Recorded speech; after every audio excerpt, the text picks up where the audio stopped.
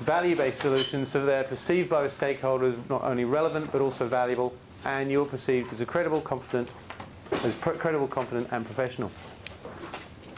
As I said, how we're going to do it is that, and we're going to kick off with what is an effective response. So if you could open your books to page 58, please. And what we're going to do is think about what makes an effective response. Now,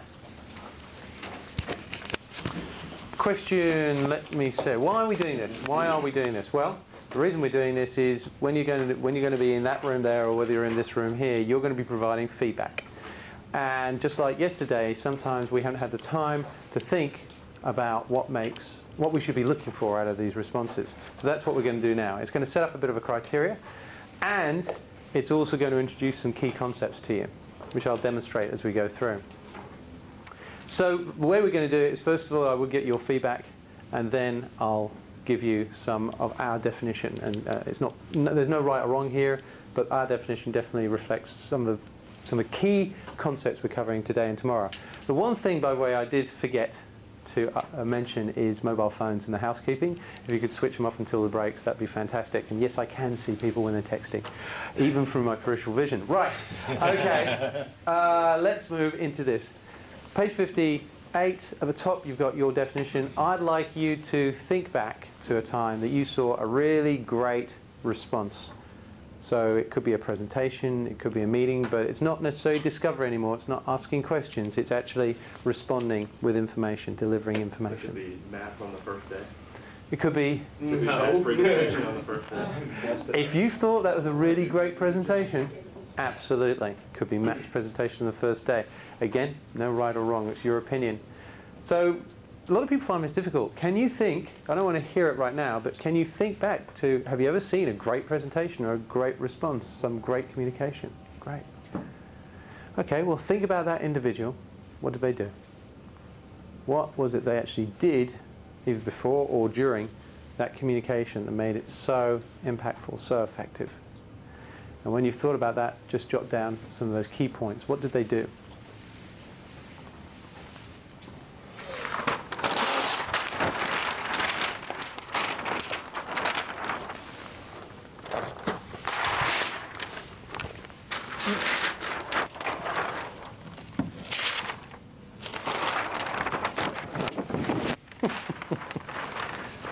Okay.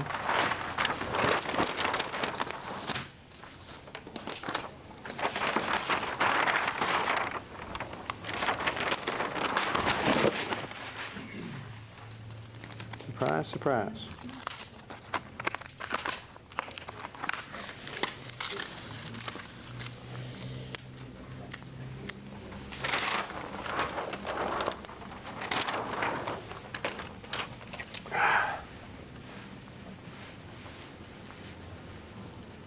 Which book have we been stealing from?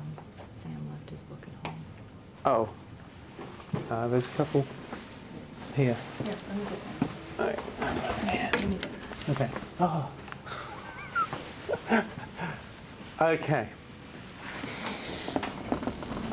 This is when having a flip chart on wheels would be brilliant. Then it would roll when you're right. Yeah. Okay, flip chart with wheels that you could turn on and off and put brakes on. Okay, some ideas, please.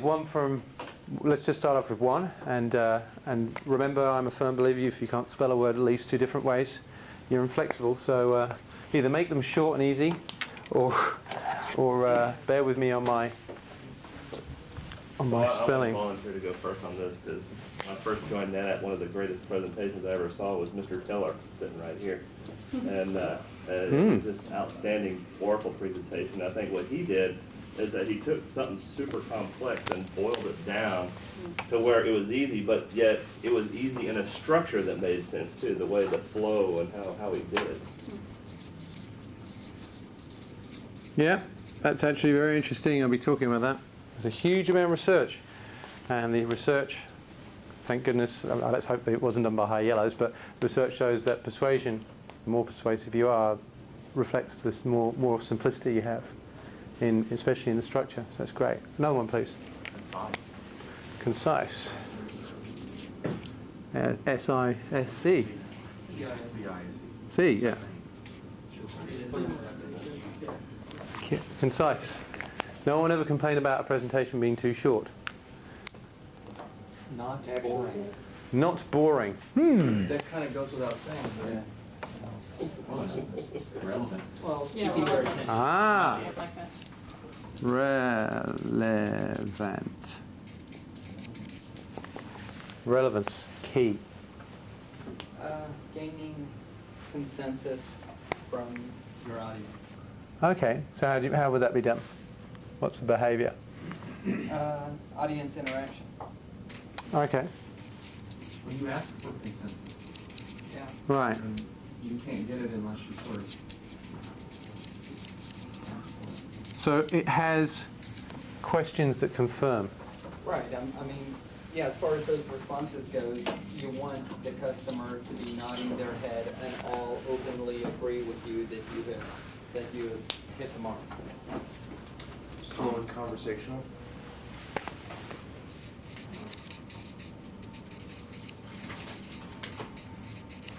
Did you say slow? Did you say slow and conversation? I did. Okay. I think one of the best public speakers I've ever seen in my life was John W. Thompson, Okay. Semantic. Yeah. He would, I mean, he could come out in a crowd of like 3,000-4,000 people, and it felt like he was just talking right to you. You know what I mean? That's great. Does anyone, by the way, does anyone talk to large groups? One. Okay. If you want to know more about that, we'll be covering tomorrow eye contact, and if anyone wants to know tomorrow about how you do that, then I'm happy to cover it. It's a bit of a trick, and it works very, very well. Authoritative. Authoritative. confident, kind of goes along with it. Yeah, yeah. But when I say authoritative, I really mean you speak very, very precisely about how things are. The hallmarks of good presenters like Maury and, Scott Lorch and Cindy and people who do that and do it well, they don't make ambiguous statements. They make very precise, authoritative statements. This is how this works, and this is what it will do for you. Right. Will, does, not, could, or might. Okay. It's clear. It's precise. Fantastic. One more. Two more. Always having, I mean, it's pretty good. Effective because they're the right tone response, which you saw to the message you're trying to send. Uh-huh. I've seen too many people who are very smart, very authoritative, but for what their response is, they're either too rah-rah or, because there used to be a guy here, Spirit Chief Financial, Jeff Allen, and Jeff could come out, and I don't care what the presentation was, Jeff had the right tone of response. Right. If it rah-rah was needed, it always fit. If it was, we're gonna make it through this. One of the best presentations I ever saw him make was when, during the last financial crisis, the dot-com closed. He came out and he presented, here's what we're gonna do. And it was, Fantastic. okay, everything's gonna be all right. But you know what? That's really interesting. How many people that we're talking about this morning? How many people? I'm just getting to the end of it. How many people have read How to Castrate a Bull? Not yet. Okay, it's kind of a must-read, I think. I think they, rather than doing toast, maybe they just give that to somebody. It's yeah. Not that I've got anything against toast by any means, but pardon? Should be part of it. Yeah, it should be part of it. I think so. But there's one chapter. It's only about 3 pages, and it talks about what he learned about presenting. And 3 pages long. And he said, I'm trying to think who he was talking to, about someone in the company. Was it Walt? Tom. And he said at first he didn't quite get it, but Tom said you've got to work everything down to its core elements. But the thing you really want to think about is how do you want your audience to feel at the end of that communication? I was looking over that list, I was thinking, I don't have any of those on my list. Okay. Nothing like that. Well, and we don't have structure up here too, right? I mean, Yeah. because kind of, I have it's kind of like. the only thing that matters Easy is how structure. your audience feels an hour after you leave. Yeah. And it is interesting. Do you want to make them feel, should they feel confident? Should they feel worried? Should they feel happy? Should they feel, how should they feel? But there's also the other part he talks about, which we're going to be talking about in a sec. I'm moving into it, but which is around what you want them to do. Let me introduce you to the workshop definition, the course definition. It's not the only definition in the world. We're not saying it is the right definition, but it will encompass some absolute key points we're going to be covering. And what I'd like you to do is write it for line, because hey, guess what? Every line represents a point I'm going to go through. And I'm hoping some of these points, or at least one maybe, should be a bit of an eyebrow raiser. We believe that effective responding is a planned interaction. Nothing new there. It's a planned interaction between two people. Only two people. That uses words and actions to persuade individuals to take action. I've done a clear-up job. Just some scrap paper.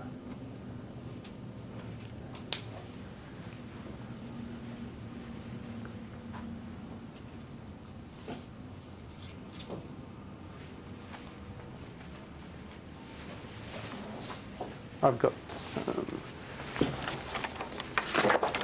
here. It's okay. This one, I don't want to kill a tree. Is the two people the eyebrow raisers? Sorry? Is the two people what you were hoping to raise eyebrows? Well, some people do. Go, how are you going to do that? How are you going to do it? Okay, let me explain. Let me run through this. People to present to. Sorry? Yeah. Oh, okay. So it's a bit of an eyebrow raiser for you. Yeah. Okay. Not everyone can raise their eyebrow, though. Okay. There's a joke there, but I won't do it because I'm on camera. Right. Okay. All right, let's start off with planned. We talked about planning, about all communication having a clear beginning, middle, and end. There it is over there, meeting structure. But what if you're planning, before you actually open your mouth and you're going to communicate to someone, what we found is that even in the most impromptu communication, some basics need to be thought about before you open up your mind. What do you think those basics might be? Who are you talking to? Absolutely. Who are you talking to is the first basic, because you want to know what's important to them. If you've done socket, that's even better, but certainly what's important to them. What would be the next one? What you want to say? This is a bit freaky. Okay. All right. What you want to say. And then how you want to say it. Brilliant. In that order, and we're going to look at that, because if you do it in another order, some people, their preferences are maybe to start off with what. Find this with a lot of pretty high blue thinkers. Well, what do I want to tell them? What's the point? What's the objective? And you're like, whoa, and you can see it in the presentation of the communication. It's all about kind of them and not enough about what's in it for the individuals. Let's start off with the who, audience-centric communication. We'll talk about that in more detail next after the presentations. Okay, this concept of an interaction. You might want to write two-way above that. Two-way. We talked about it in one of your examples. Two-way interaction. Okay, what does that mean? What do we mean in a communication that it should be two-way? Let's talk about one-way. What's one-way communication? Talking at somebody. Talking at someone. Has anyone been talked at? Sure. How do you? Yeah, a lecture. I actually went to lectures like that at university. How do you feel when someone's talking at you? Sleepy. Prisoner. All right. Okay. You lose interest. Yeah, it's just there's a lack of engagement. So we found that the difference between good presenters and great communicators are the good presenters are very much focused on what they want to say, and the great communicators are much more focused on the information that comes back from the people they're talking to. And there are two different ways of making it two-way. There's the verbal and the non-verbal. And we may not realize it, but we do this all the time at work, outside work, that there's communication, verbal and non-verbal, two-way communication happening. So maybe I can just do a little demonstration. Jamie, can I borrow you for a sec? You may. Could you come out and grab, is that your coffee? That's my water on it. Okay, Too young for grab, coffee. okay, right. Oh, I see. So, it's a Monday morning. Which office do you work out of? Right here. Okay, Right so here. it's Monday morning and we're getting to the lifts, and I just want to play act, Okay. essentially, what's happening. You're you, Okay. and I'm me, but I work with you Okay. on a pretty regular basis. So we're in the lift, and it's like, click, bing, how's it going? Doing pretty good. Good. Good weekend? You know, I had a pretty good weekend. Yeah. Me Hung out. too. Yeah. Ding. Oh, okay. See, let's go in the office. Okay, I'll see you a bit later, maybe. All right. So you're going that way? Yeah. So that was a two-way interaction, verbal. Right. So the day continues. We're walking around here, and we're going to pass each other in the halls because obviously you do because it's around. Hey, Jamie. Hey, how you doing? Good. Okay, great. So that's in. So as we move on, day goes on, and you're thinking, yeah, I think I've communicated enough, but there's still something going. Maybe go. Okay, so you've got two-wayness, but it's non-verbal. But let's just play that again, and I'm going to do something a little bit different. Don't panic, it won't hurt you. Okay, so, yeah. It will hurt. It's going to hurt me, okay. Yeah, right, okay.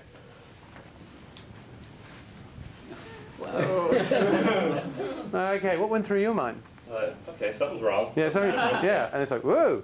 And, essentially your body language will talk louder than you ever will. But the key here is that was still two-way communication. It's still very powerful.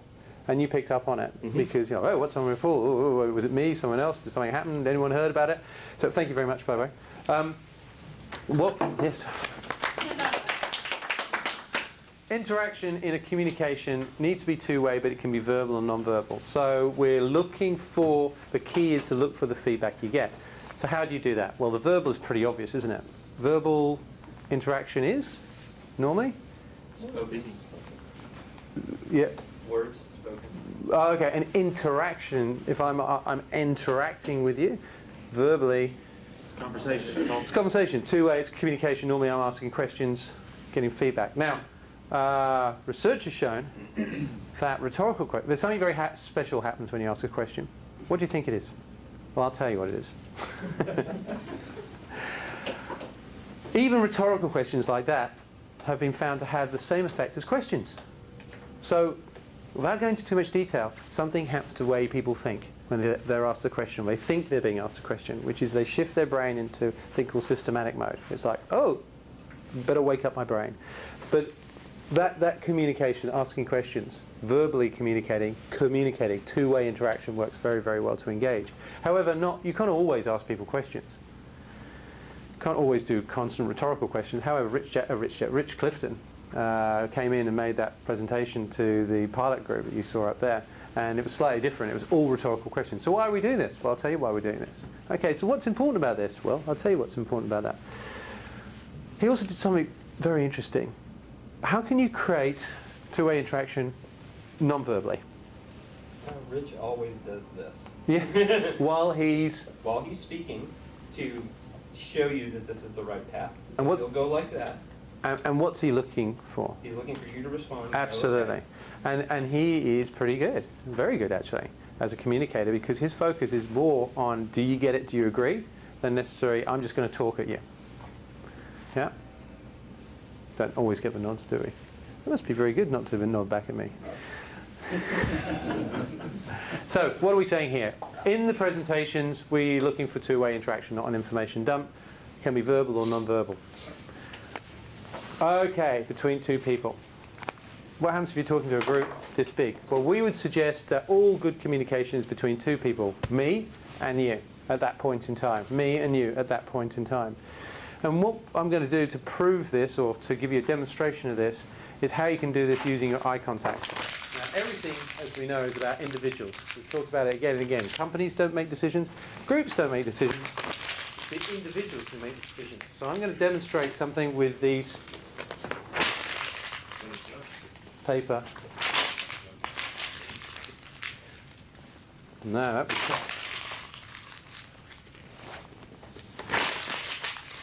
oh, it's a big group. 1, 2, 3, 4, 5.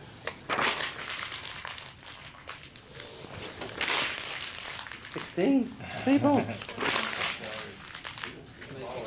I may not. Yeah, it's okay. It's all we're recycling this paper. It's also. Oh, okay. Yeah, just bring in a tree and set fire to it. That'll do. Make her plant a tree. All right. Wow. I own a tree farm, I appreciate all the things you do. Thank you. Okay. I'd like you to imagine these balls are ideas or thoughts. And I'm going to deliver them to you in two different ways. And the key is wherever I'm looking at that time, that's where my eye contact's go. Wherever my eye contact is, wherever I'm looking, that's where I'm going to talk. That's where I'm going to throw my thoughts. I want you to see if you feel different in any way, one way to the other. Well, good morning. Great to see you. My name is Paul Isbicki. Welcome to Elite Consulting. We're going to look at a number of things today. We're going to look at delivery. We're going to look at some structure. Some of the other thoughts might be, we'll look at questioning. That's going to be very interesting. I think you like that. We'll also be looking at HPDI profiles and your thinking. I think that's probably enough. I'm just realising my back's going to love this. So,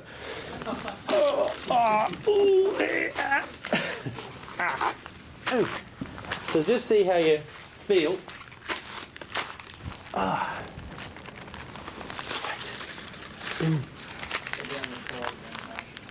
Okay. Good morning. Good morning. My name is Paul Isbicki. Welcome.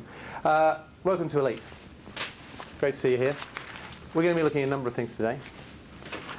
We're going to be looking at delivery skills. We're going to look at we're also going to look at things like structure, planning, thinking like that. We'll look at questioning.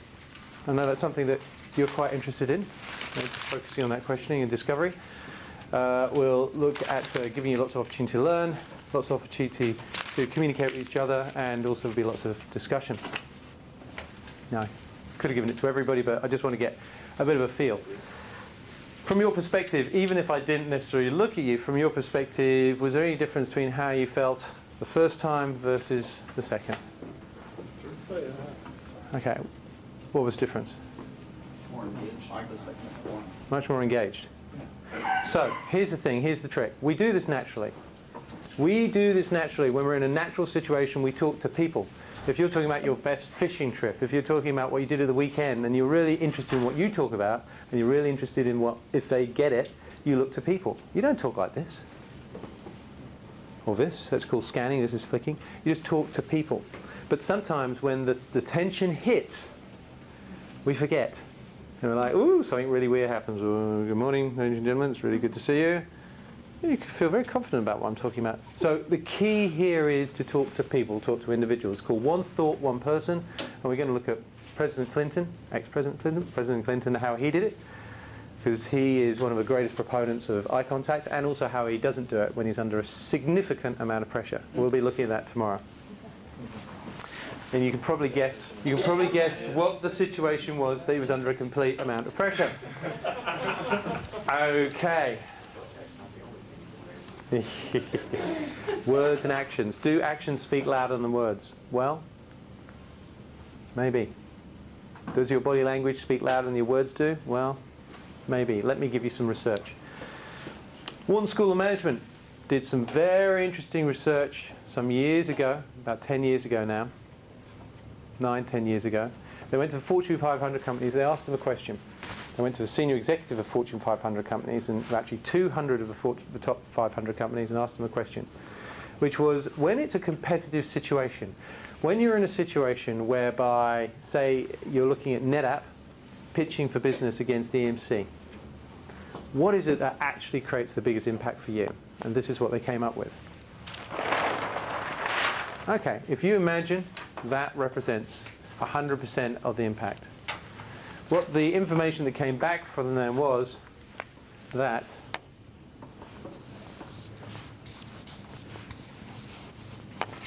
(53% of the impact of that communication wasn't actually the words.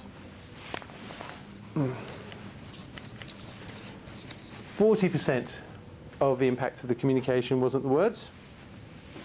You may have heard of this study. Only 7% of the impact of the presentation, of the communication, of that pitch scenario was actually the words. fact, the words they said were pretty much the same. EMC versus NAP, very, very similar. Now, to the bottom, it's your foundation, so if you get the words wrong, obviously everything else comes collapsing down. But what do you think the biggest section was, the 53%? Non-verbal. Non-verbal? The attitude. Attitude, which is body language. Yeah, pretty much how you presented that information, how you communicated that information. About 70% of that, according to research by the Victorian Police in Australia, based on that research, about 70% of that impression is eye contact alone. 70%.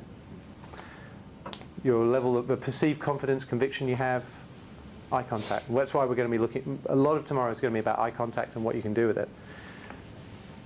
If that's the how, that's essentially what you're saying, the words.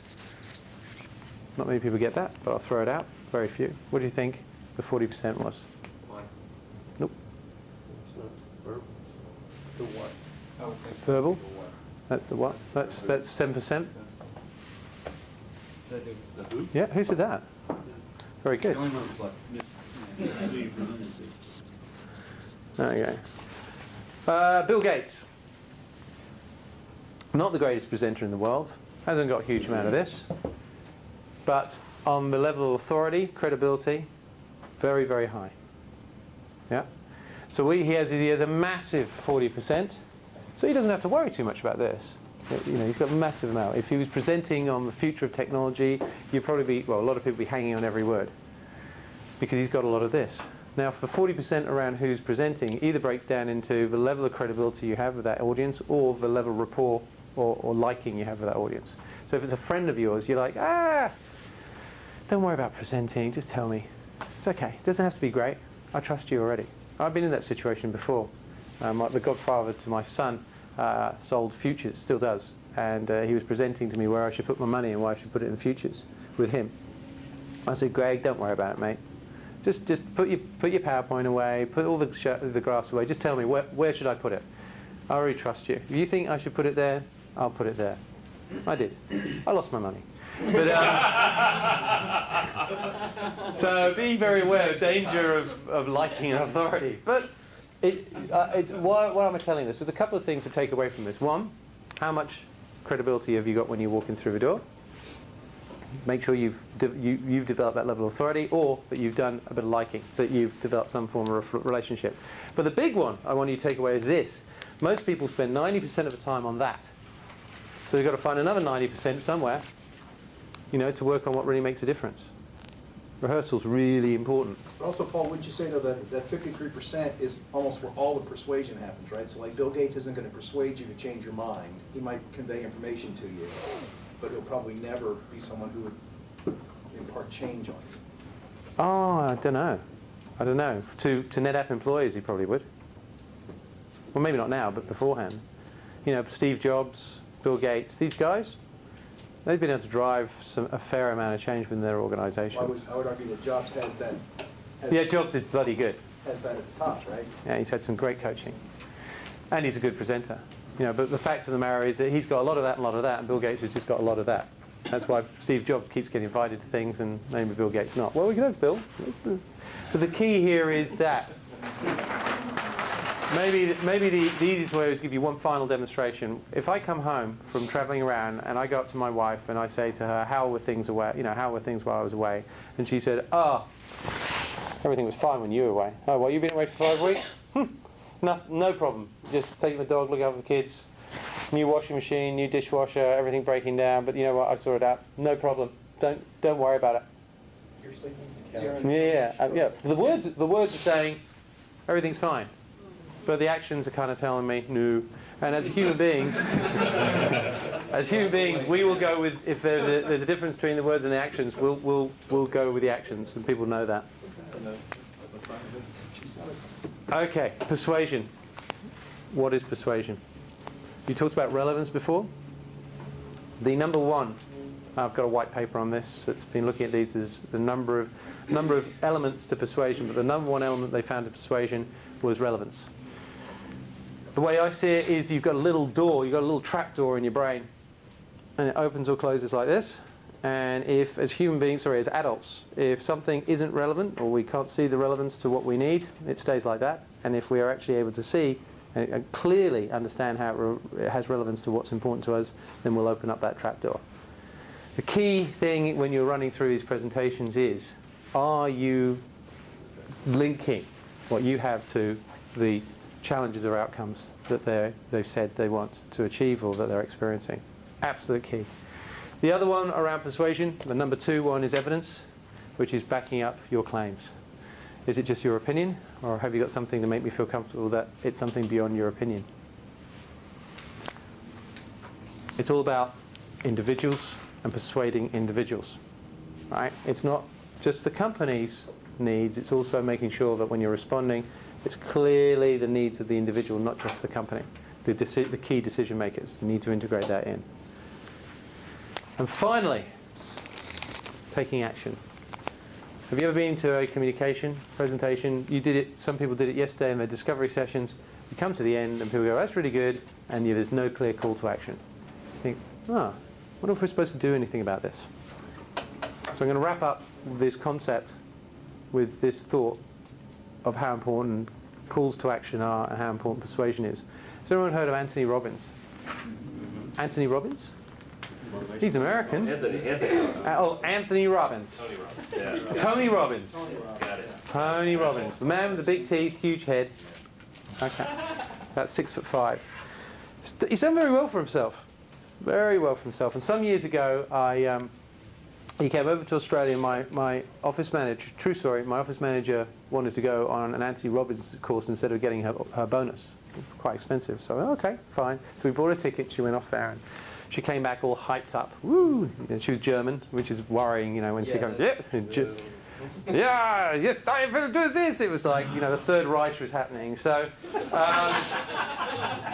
we will move forward together. I'm like, good grief. Luckily, it wore off after a while. Anyway, the key is I did look at the... Is this Ursula? No. It's someone else. Definitely not. Ursula's very Australian. Oh, that's right. Yeah. Yeah, but you think so. I said to her, can I have a quick look at your workbook? I'm just quite intrigued with what this guy does, because I've heard so much about the stuff.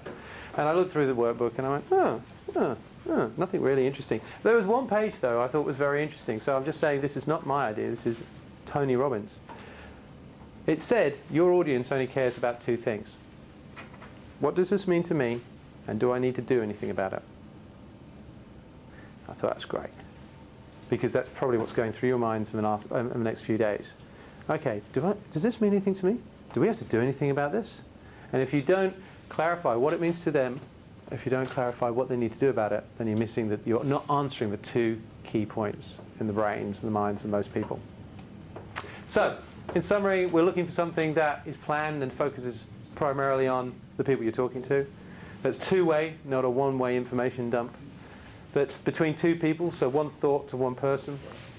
Using words and actions, that the actions reflect the words, or certainly create the right feel. That it has relevance to the individuals, it has evidence to back up your case, and that it has a clear, at least one, certainly at the end, clear call to action. Questions? Any questions? No? I wanted to ask Richard, remember when we were in a presentation course or something like that, and it was like something and who cares? Yeah. What were the 2 things? It was like, what are you talking about and who cares? Does anybody remember that? That was that. Only 2 things to talk about, so it just rang a bell. You know what? There's nothing. Delivering the value. I have that book on my shelf, Gathering Dust. I can look it up. I like that. You know what? They should make a book. They should make a book called Gathering Dust. Why didn't you need a book? Yeah. You see what I mean? Yeah. You know what? It's like, It's reinforcing it, and really, there's nothing new under the sun. I was just thinking of that. I was like, well, I heard that somewhere where there was only 2 things. Why don't we do it, by the way? Just as a matter of interest. Why is it? Why is it that we get into these presentations and suddenly we forget to explain what it is, what it means to them, and we don't cover it with evidence, but certainly that relevance. That whiffy moment, or whiffum moment, whiffy. What's in it for you? Why am I telling you this? Why is this so important to you? Why do we do that? Any thoughts? Just throwing it out there. Good for selfish. Yeah, it's really interesting, isn't it? Yeah. Because you're more concerned about what it means to me. Yeah. Right. Oh, I think there's probably loads of different reasons why people don't do it. It may be because they're so focused on themselves that they forget the people who are in front of them. We all do it. I spoke to Les only the other day and I said, what is it that, on day one I could have done better? And he said, you know what, more whiffies. More what's in it for you, what's in it for you, what's in it for you. And you're like, yeah, we've got to remember that because that's what people care about. What is in it? Why should they care? Why is this important to you? So when we come to why is this important to you to know, when we come to these presentations, what I want you to be doing is thinking about, what is it? Is there something clearly in it for the audience, for the people listening? Worth considering. Okay, so how are we going to run these presentations? Essentially what's going to happen is, I'll run through it step by step. Okay, the first thing is we're going to split people into two groups. Same group, because the group who was in with Sarah, we're going to break at 10:30, but so we should get one done, shouldn't we? Yeah. We should be able to get one done. Okay, how come I'm running 5 minutes early? That's spectacular. What we're going to do is split into two groups. And the same groups are going to be going to the same rooms. And the reason we're doing that quite logically is those groups are seeing the discovery sessions, so they'll have a better idea about what that individual is all about. There are three key roles which are going to be covered here. There's the role of the presenter, there is the role of the observer, and there is the role of the coach. Sarah and I, and Les, I guess. Les, you're going to be moving back and forwards, you're going to be in with Sarah? I'm going to hang with Sarah. Okay, cool. So we're going to act as coaches, and we're going to give you feedback based on this criteria. As observers, so as everyone who's not presenting, you're going to be observing and you're going to be critiquing with the critique sheets at the back of your book again. What we're looking for here, as we talked about yesterday, is constructive critique. Constructive critique. And I think I told the story of the people to my group. Did I tell you the story about the French tennis player? Yeah. Did I? The backhand story? It wasn't, The backhands. you told your group. But Oh, okay. So it's a true story. I've got to stop telling it because it keeps reminding me how bad my backhand is. But many years ago, I got a coaching lesson from a French coach, a tennis coach, which was a mistake from the beginning.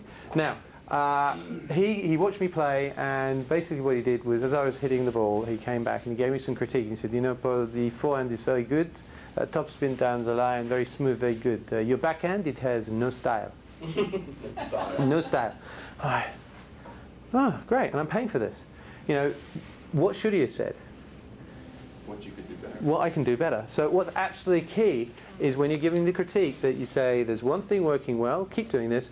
For next time, maybe consider something for next time and give the solution rather than the problem. Otherwise, it just becomes a negative spiral. So absolutely key. One thing working well, one thing for next time. Okay, we're going to break at 10:30. With regards to the presentations, how many people at Sarah's group are using a data projector? Just one? So maybe you want to leave that till a little later. Anyone from my group? One? Fantastic. Okay. What? Three? Okay. All right. So if we slide into the groups, we're going to break at 10:30. Let's see if we can get at least one presentation. Can you review again what they're going to be presenting? Okay. Review what we're going to be presenting. Sure. Okay. So what you're presenting is a response based on the information that you were able to gain yesterday. So you were able to do your socket. You were able to gain some insights into what their needs are. And this is a response to that situation. So you're basically, at the beginning, what you're going to do is give us a 1-minute overview, just to remind us of who the customer is and what you found was of interest to them, what their challenges were, outcomes were. So we just get ourselves in that position. And then you run it for 7 minutes, sit down on the hot seat, wherever the hot seat is. We'll create this nice big hot seat there. And prepare to be critiqued. And we'll go through... Who are we supposed to be presenting to? Very good question. I would like to see how you communicate to multiples as opposed to just individuals. That's okay. No, that's all right. So if you've got one person, Same situation you had yesterday. exactly the same situation. So I'm basically, presenting back to that customer that I did the discovery from? yeah, absolutely. But there's just say 4 of them, or 3 of them, or what have you. The same person. But what I'm looking for is it allows us to see how you... Team or whatever, that management team or whatever. Sure, if you want, but there's going to be the key person. Say, Matthew, you're the key person that I took discovery from.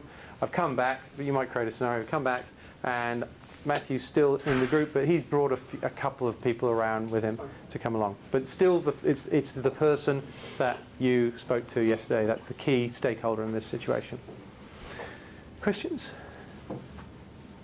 Okay, let's see if we can at least get one done before tea. We are now in the room directly behind. Okay.